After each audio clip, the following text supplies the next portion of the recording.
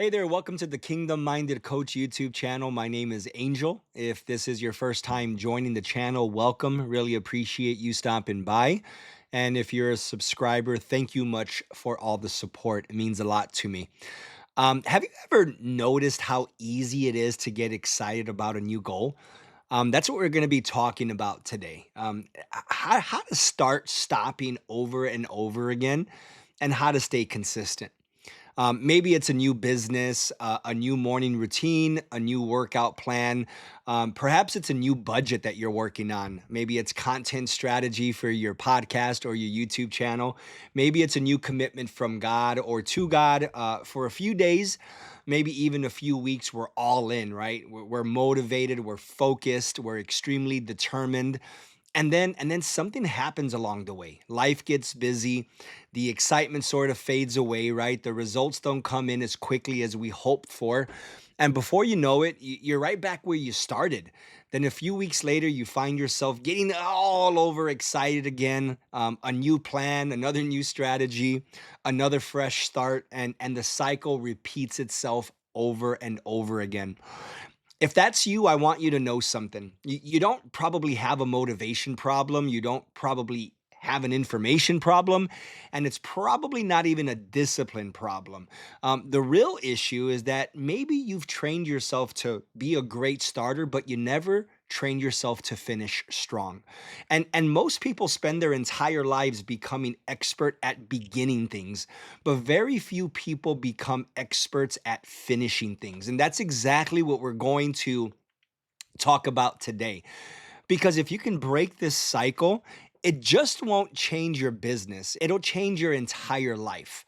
I know this struggle personally. For years, I convinced myself that the answer was always something new. Maybe it was a new book, a new course, a new strategy, a new business idea, a new opportunity. I collected information like it was going out of style. I bought books faster than I could read them. I attended trainings and seminars, watched videos, filled notebooks, made plans. I've created goals. You can ask my wife. And yet many times I found myself frustrated because despite of all the information, the coaches, I wasn't experiencing the level of transformation that I had come to expect. What I eventually realized was that the information wasn't my problem, execution was. I wasn't lacking knowledge. I wasn't lacking consistency, although maybe in some areas that did have a factor to play. And there's a huge difference. One of the biggest lies that we tell ourselves is that we need more information before we can take action. Um, but often, what we really need is the courage to continue doing the simple things that we've already committed to doing.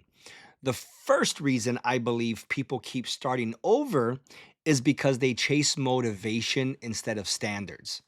A lot of people chase motivation and they do not chase standards. Why? I think motivation feels awesome. Have you ever been to a Tony Robbins event? It gets you excited, it gives you energy, right? But motivation is a terrible foundation for longer term success because it comes and it goes. It's a moving target. Some days you'll feel motivated, some days you won't. Some days you wake up excited, some days you don't. If your actions are tied to your feelings, your progress will always be inconsistent. And I want you to remember that. In the book of Proverbs, chapter 13, verse 4, it says, "The soul of the sluggard craves and gets nothing, while the soul of the diligent is richly supplied." Notice the difference there. One person desires, and the other person actually goes into action. One person wants and desires results, the other person develops the habits to get it develops the habits and gets the results that they're looking for. That's why diligence always beats desire. In business, I see this all the time. Someone gets super excited about content creation. They post every day for about a week. Then all of a sudden, engagement stops, right? You don't get that many views. Nobody comments, nobody subscribes, nobody buys, and then suddenly motivation goes away and you stop. Not because the strategy was necessarily wrong, but because motivation disappeared. And successful people, based on what I've read, what I've seen, and who I've met, don't rely on motivation. They rely on standards.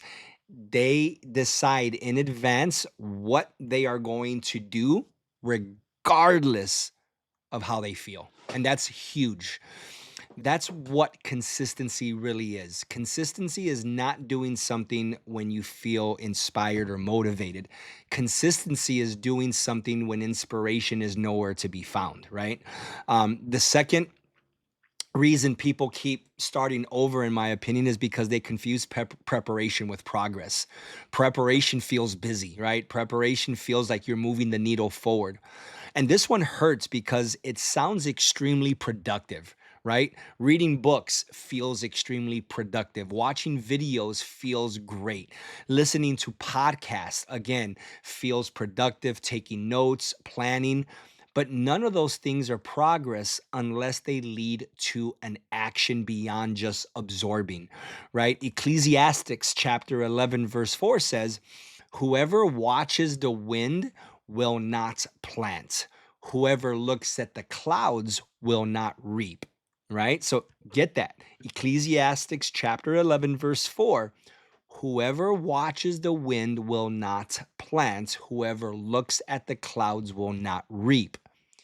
This is sort of like the people that go to conferences and watch podcasts and watch YouTube videos. We're absorbing, we're watching the wind, right? We're looking at the clouds move. We're seeing all the action exteriorly, but we're never doing anything internally. We're never executing on the plan to get the wheels moving, to get our dream in action. So, in other words, if you're waiting for perfect conditions, you're going to be waiting forever, everybody. Some people spend years preparing for a future that they never actually step into. A long time ago, I heard one of my mentors, Les Brown, say that the worst place and the saddest place is the cemetery, because that's where dreams end up dying. Right? A lot of unrealized potential, a lot of dreams, and a lot of just beautiful visions lay to rest there, unfortunately, where they never were turned into anything, right? We're always putting ourselves in the position of learning. We're always researching, always planning, um, always tweaking and modifying, right? We're always getting ready. We look good, but we never fully commit, or maybe you never fully commit. I know I've been there. We never plant the seed. We never launch the business. We never start the channel, make the calls, or make or have the difficult conversations. At some point, preparation becomes procrastination, right? Wearing a disguise. There comes a moment when even God is not asking you to learn more. He's asking you to move and step out of the boat and start walking on water. So I hope this is helping. Please take notes, ponder on this, see if where you fit into this, so that you can make the modifications and execute on the things that you need to move on, so that you can no longer be a drifter, be a procrastinator, and actually move on the dream that God has given you. The third reason people keep starting over is because they quit during the boring season, and there's going to be a boring season. This might be the biggest one, actually. Nobody quits when things are exciting and moving and momentum is huge, right? When momentum is high, that's like, gosh, that's where we want to stay. We want to stay in cloud nine. Nobody quits when the results are flowing. People quit when things become repetitive and mundane, when the work becomes ordinary, when progress slows down, nobody's noticing, when it feels like nothing is happening. That's when most people quit. But Galatians chapter 6, verse 9, and I said this in other videos, it's a beautiful scripture because it speaks to that specific action or the non-action. It speaks to that behavior and that habit. It says, "Let us not grow weary in doing good, for in due season we will reap if we do not give up." And the key phrase in there is "if we do not give up," right? And it says that because we give up. Most people never reach the harvest because they leave the field way too early. They quit in the middle, quit during the process, quit because consistency, quite frankly, can become boring. But the truth is, success is sometimes boring. Most of the time it's boring. Growth is repetitive, is doing the same thing over and over again, right? The right thing over and over again. Discipline is repetitive. Building a business is repetitive. You got to do the same thing over and over again. Make those cold calls. Talk to somebody new today. Building a strong marriage is repetitive. Growing spiritually with the Lord is repetitive. Most breakthroughs happen after a long season of ordinary faithfulness. Keep that in mind. Most breakthroughs happen after long seasons of ordinary faithfulness, not because of one dramatic moment. Those moments do come, but it often comes in times of long, ordinary, and faithful seasons, right? Not because of hundreds of small decisions that nobody sees. That's where most people lose. They keep searching for a new strategy when what they really need is just a stronger commitment to God, to themselves, to their dreams. So let me challenge you with something, and this is a challenge also for myself. What if your biggest obstacle isn't failure? What if your biggest obstacle is restarting? Think about that. Every time you and I restart, you go back to the beginning. Every time you abandon the process, you lose momentum. Every time you chase something new, you delay the results that consistency could have produced. You cut the harvest off. Your problem is not that you don't know enough. Your problem could be that you've made quitting a normal process in your life. You've practiced quitting so many times that it's become a habit, that it's become normal. There's a saying, you're a fantastic starter, but you're a horrible finisher. And a lot of people take pride in that. Like, man, I can start something, but man, I can't finish. Usually, it takes a very self aware person to realize that. It's usually somebody else labeling somebody else that way. I can't tell you how many wives call out their husbands and say, man, my husband's a fantastic starter, but he's a horrible finisher. Don't want to have that kind of reputation. And if you do, and if somebody has said that about you, jokingly, take that to heart, right? Habits create outcomes. But the good news is that habits can be changed, right? So starting today, stop looking for a new plan. Stop looking for a new strategy, for a new book. Stop looking for a new shortcut and just pick that one thing, that one goal, that one assignment, that one habit, and commit to it for the next 30 days. Not until you feel motivated, not until conditions improve, not until life becomes easier, because good luck on that happening. Commit to it because you said you would. Commit to it because your future depends on it. Commit to it because consistency compounds over time. And remember this. God is not looking for perfection. He's looking for faithfulness. Faithfulness in the small little things of being consistent. Faithfulness when nobody is looking or watching you. Faithfulness when progress feels slow. Faithfulness when the excitement is gone, right? I've started this YouTube channel probably 3 times now over the course of 4 to 5 years. The idea of doing this, right? And I'll throw it out there. You can look at some of my videos right now. 17 views. It's a week and a half in. Started over, but 35 views, 17 views. Oh my God, pales in comparison to what other videos are getting, but I can't look at that. My mindset is if this video can reach one person today, and I know it will by faith, and you get something from it, then that is an amazing blessing. And that's what I love the most is I know that this is going to reach somebody and it's going to bless somebody's heart and it's going to help somebody get out of whatever situation they're in right now. And it's also going to receive probably criticism. It's also going to receive opposition, but it's all good, right? Faithfulness when the excitement is gone is huge. Faithfulness when the progress doesn't seem like it's working. But just keep things in perspective and don't allow statistics, numbers, subscribers, or views stop you from doing anything in life. Whether it's a YouTube channel, a podcast, a business, a relationship, your marriage, working with your kids, that's it. So just stay consistent, because the people who change their lives are rarely the most talented, and that's huge.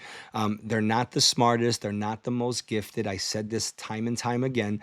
They're simply the people who stayed the course when everyone else started over. So here's my challenge to you today. What is the one thing that you've been restarting over and over again? Write it down on a piece of paper, commit to it, and stay with it long enough to see what God can do through consistent obedience, right? Make a commitment, and stick with it. Get an accountability partner. Do something that has taken you off course many times. And I guarantee you that with enough prayer, taking these scriptures that I shared with you today, having an accountability partner, maybe even commenting on this video below, do something different that you've never done before so that consistency can take root, that it can produce a harvest, and that you can see your dream, that new goal, that new vision, that new thought, that new business come to life once and for all. Stay consistent, keep watering it, and make something happen. Tell yourself, I'm done with starting over. I'm drawing a line in the sand today. Today's a new day. Today's a new beginning. And I am going to be a great finisher. I am not going to be labeled a great starter and a horrible finisher. I'm going to be labeled this guy, this gal. Wow. When they take a hold of something, they're like a pit bull. They will not let go until they get what they want. So I hope this video blessed you. I hope it transforms something inside of your heart and your mind.